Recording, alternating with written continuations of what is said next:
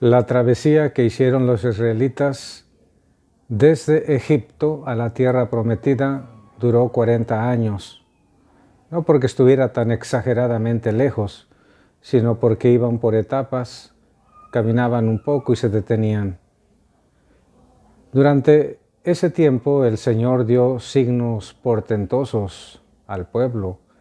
Les dio las codornices, el agua fresca, pura y abundante de la roca que golpeó Moisés con su bastón. Les dio la tabla de los 10 mandamientos, pero también hubo otras normas.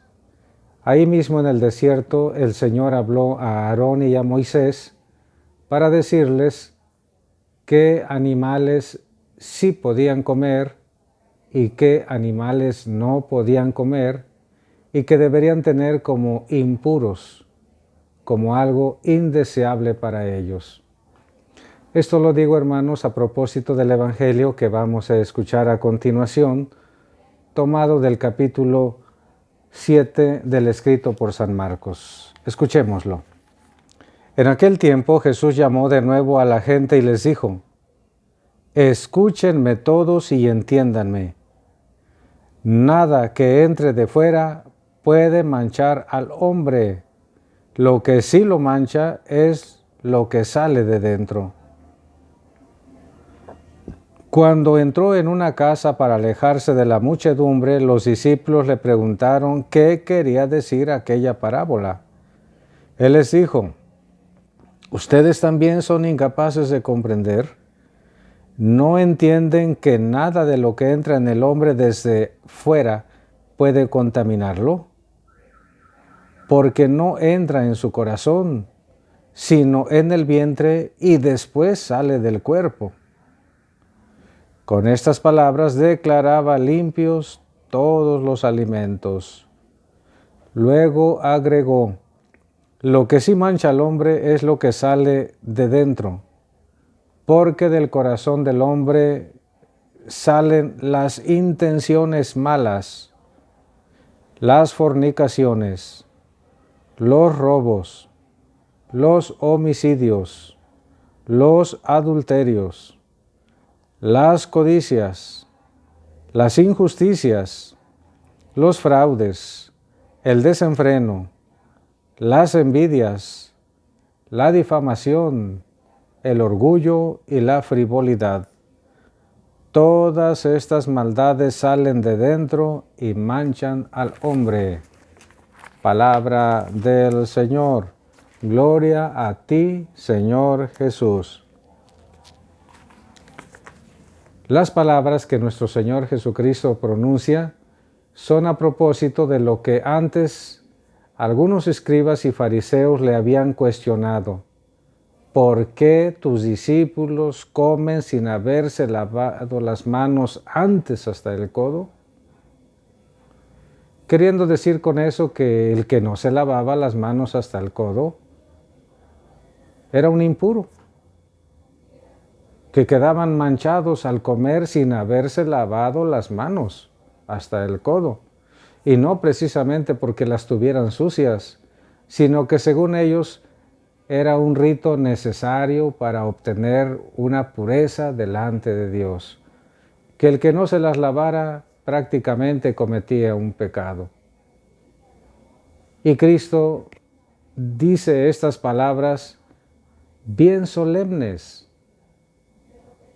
Habrá dicho estas palabras con voz fuerte y clara, con voz pausada. Escúchenme bien todos y entiéndanme. Porque a veces, hermanos, escuchamos sin poner atención. Entonces Cristo, hermanos, pide una escucha atenta para entender lo que dice. Por eso, hermanos, de pasadita les digo, no hay que ir a misa y no poner atención. En la misa se tiene que poner atención porque el que habla es Dios. Lo que se proclama es lo que Dios dice. Y cualquier persona educada pone atención a los demás. Con cuánta mayor razón si el que habla es Dios. Entonces, queridos hermanos, pongámonos este propósito firme. en la Santa Celebración, toda nuestra atención, toda nuestra concentración, que sea en lo que dice Dios. Pongan atención y entiendan, me dice Cristo. Nada que entre de fuera puede manchar al hombre. Lo que sí lo mancha es lo que sale de dentro. Y ya en privado después los apóstoles le preguntan, ¿qué quieres decir con eso? Y entonces dice el Señor, entiendan que nada de lo que se come una persona lo mancha. No comete pecado delante de Dios por lo que se come, porque eso entra en el vientre y después se desecha. Lo que sí mancha es lo que sale del corazón, lo que sale de dentro. Entonces, hermanos, dice San Marcos, con esto estaba declarando puros todos los alimentos. Y en el capítulo 11 del libro de Levítico hay una lista de animales que habían quedado como prohibidos para que se comieran, como por ejemplo el camello, el tejón, la liebre, el puerco, cualquier pescado que no tuviera escamas o que no tuviera aletas.